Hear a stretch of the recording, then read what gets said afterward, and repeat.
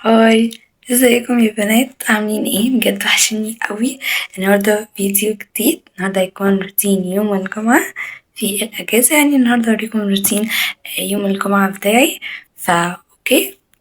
فدلوقتي طبعا انا صحيت و- وصليت الظهر وصلاة الجمعة يعني كده، وفطرت وعملت كل حاجة اللي هي بتتعمل في أول اليوم دي. فيلا بينا دلوقتي نشوف باقي اليوم هعمل فيه ايه. يلا بينا. بصوا، عايزة اديكم نصيحة كده. ماشي، بصوا لك، لأن الكائنات الليلية أو اللي بيصحى متأخر على الساعة 1 2 3 العصر، لا لا لا، كده مينفعش. ماشي. أولا هتقولولي إن احنا في أجازة. ماشي، إن احنا في أجازة و... وننام براحتنا ونصحى براحتنا. عارفة والله، بس صدقوني انتوا لو صحيتوا بدري ونمتوا بدري، مثلا لو صحيتوا مثلا من الساعة 9 8:30، تعملوا كل حاجة في يومكم على الساعة 10 9:30، تروحوا تناموا وتصحوا بدري. كده بجد عقلكم هيكون بينمو كويس، ويعني مش عارف، بس جسمكم الجسم سبحان الله ربنا خلق ان هو احنا بنصحى بالصبح مش بنصحى بالليل، بنصحى ماشي وبننام بالليل. وجعلنا النهار معاشا وجعلنا الليل لباسا. يعني ان احنا في الليل ده لا وقت النوم يعني. انا والله يعني في ناس صحابي بيصحوا الساعة 5 المغرب، فبدل ما تناموا الساعة 7 و6 و5 المغرب، سوري الفجر، لما تناموا في الفجر، فلا ناموا قبليها. صدقوني حاولوا يعملوا كده، سواء بقى في مدرسة مش في مدرسة.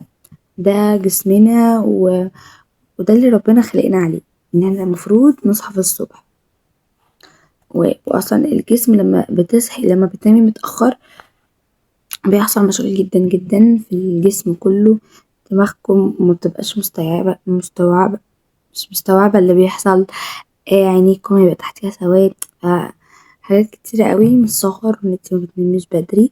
ف دي طبعا من الحاجات المهمة جدا حبيت اقولها لكم. وزائد ان احنا لما بنصحى الصبح بيكون كله نايم كده، بيبقى فيه هدوء والناس كلها نايمة. او على حسب والله، في مناطق بتبقى الناس كلها صاحية، بس ماشي بيبقى على الصبح كده بيبقى هدوء جدا جدا. صوت العصافير مع أجواء الصبح مع الريحة الجميلة بتاعة الأشجار والله يا جماعة بتبقى أحلى أجواء، أحلى أجواء بجد. انتي لما بتقفي قدام الشباك أو بتشمي ريحة الصبح بعد الشروق، فبجد والله بيبقى عندك راحة نفسية كبيرة جدا. ترتاحي، فضي كل المشاكل، فضي كل حاجة، واقعدي تتفرجي على المنظر كده، وهي ملك أي حاجة تشربيها. والله صدقيني على الساعة 10 كده، بس عارفة الجو ساقع، الساعة 10 بقى قومي شوفي انت هتعملي ايه. صدقيني لازم تقعدي، القعدة دي تحفة. بتاخدي باور وطاقة وراحة وسلام نفسي، وبتفضي دماغك من المشاكل والهموم وكل حاجة، وما تمسكيش فيها التليفون. شوفي الأجواء وتأملي فيها، صدقيني بيبقى أحلى وقت. فلازم تعملي كده، واعملي كده وجربي وقوليلي. ماشي. وانا بحاول والله زيكم يعني بسهر، بس بحاول اصحى بدري، بحاول انام بدري، علشان ده النوم الصحي. زي ما كل حاجة في الدنيا، مثلا زي الاكل، في اكل صحي وفي اكل غير صحي. اي حاجة، في حاجة صحية وفي حاجة غير صحية لينا. زي النوم برضو، ان النوم ممكن ننام بطريقة سليمة كويسة صحية، ممكن ننام بطريقة غير سليمة ومش كويسة خالص، كأنك متناميش احسن والله. ف بس جربوا الطريقة دي وقولولي هل حسيتوا بفرق ولا لأ. دلوقتي هحفظ السورة اللي أنا واقفة عندها، المفروض دلوقتي أحفظها. فهحفظ السورة وبعدين أرجع لكم. ممكن عادي تحفظوها من المصحف، وممكن تجيبوا أي تطبيق وتشغلوا صوت الشيخ اللي بتفهموا منه، يعني صوته هادي، يعني تعرفي التجويد منه وكده.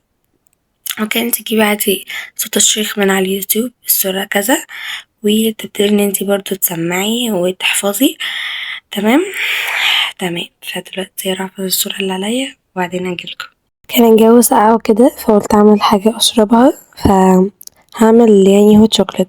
فما كانش عندي كاكاو، بس كان عندي نسكويك، فقلت هعمل بيه عادي. فحطيت الكيس، هو كيس واحد كان كفاية، وحطيت نص معلقة نشا. تمام. طبعا انتوا لو هتعملوا كمية اكتر، انا عملت كوباية واحدة. هتزوده طبعا في الكميات. وحطيت نص معلقة سكر عشان النسكويك بيبقى محلى وكده، بس الكاكاو بيبقى خام، فانتوا تضيفوا كمية اكتر من السكر. ورشة بسيطة فانيليا، وبعدين باللبن بقى، وهقلب كده لحد ما القوام كله يبقى متجانس تمام، مفيهوش اي كلاكيع. بعدين هرفعه على النار وهفضل اقلب فيه تمام، يعني هفضل اقلب عشان فيه نشا قبل ما احطه على النار. بعدين هقلب برضو هو على النار علشان ما يكلكعش تمام. وبس كده، وبس كده ده بعد ما استوى.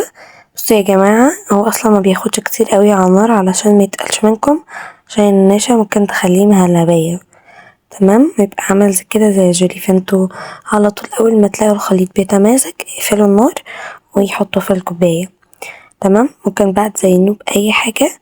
أنا كان عندي البسكوت الفريسكا ده فزينته بيه، طبعا شكله رائع. بينا ندوقه مع بعض. ومخدش وقت خالص، وريحته تحفة تحفة تحفة. طيب يلا بينا بقى ندوق. بسم الله.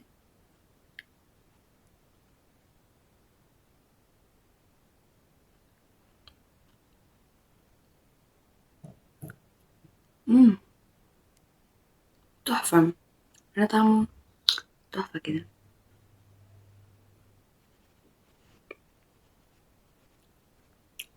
عارفين النشا عاملة تأثير حلو قوي، كأني بشرب مهلبية حاجة كده، بس طعم الشوكولات أو طعم الكاكاو تحفة بجد. والله لازم تجربوها واشربوه وهو دافي تحفة.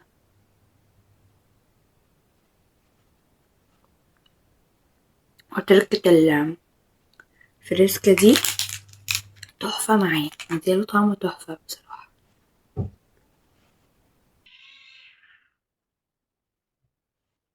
مش لازم الفريسكا، وممكن تحطوا شوكولات. النور قطع.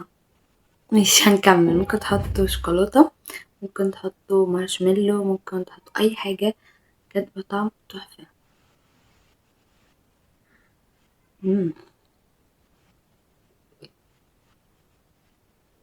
خطير والله. الكمية اللي عملتها بالظبط كفت الكوباية دي، تمام.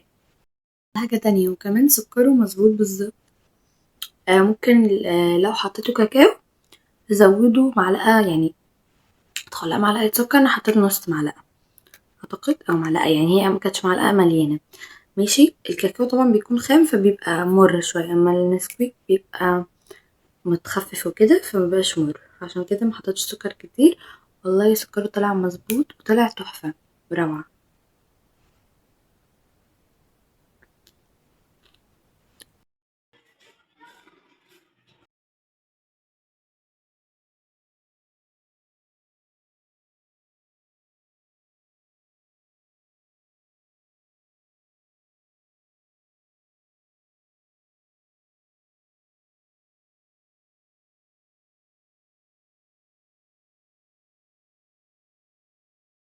وده الفشار. طبعا يا جماعة انا التوابل اللي حطيتها دي توابل لحمة، فيها نكهة كده من طعم الجبنة، فجربوها دلوقتي. ناكله وانا بتفرج كده على فيلم أو على كرتون، اي حاجة نتفرج عليها نحس كده ان احنا في ايام اجازة. تمام. يلا بينا. بعد الكثير والكثير من الوقت في غسيل منشور، يعني لميته كده هحاول ان انا اطبقه وارصه في الدولاب. والدولاب عندي متكركب على الاخر، فحاول برضه ارتبه شويه اهو، برضه يعني نتسلى وكمان نرتب حاجتنا ونحاول على قد ما نقدر نساعد مامتنا. وغير كده ان دي حاجاتنا احنا، حاجتنا الشخصيه، ولما نرتب كل حاجه نعرف الحاجه مكانها فين وكده. ماشي. فدلوقتي هرتب شويه الدولاب، يعني هحاول ارتبه كده واطبق الغسيل، ولما اخلص هجيبكم. بس انا طبقت الغسيل بصراحة، بس ما رتبتش الدولاب، يعني ما رتبتش الحاجات اللي فيه. انا طبقت بس الغسيل وحطيته، ولسه متغدية حالا دلوقتي. انا قاعدة زهقانة بس لسه مش عارفة اعمل ايه فدمي. بصوا انا قلت هعمل خرز. طبعا بقالي كتير قوي ما عملتش خرز من ساعة ما السنة ابتدت، فالخرز وحشني جدا، فقلت هعمل خرز. فجيت بفتح البوكس لقيت كله دخل في بعضه وكمية كركبة. بص انا عملت ايه، عملت الحلق ده، يعني ده اللي عرفت اعمله من نص الكركبة لحد بإذن الله لما اروق. يعني محدش يقولي ازاي ده في خرز، بس الاشكال دي انا كنت جايبها زمان قوي، يعني من زمان قوي وما استخدمتهاش، فقلت هعمل بيها حلقة. so cute. فكرني بأيام زمان كده وانا صغيرة، مش عارفة بس هو بيفكرني بأيام زمان. يعني عملت حاجات كتيرة، وعملت كمان الخاتم ده، مش عارفة باين لكم ولا ايه.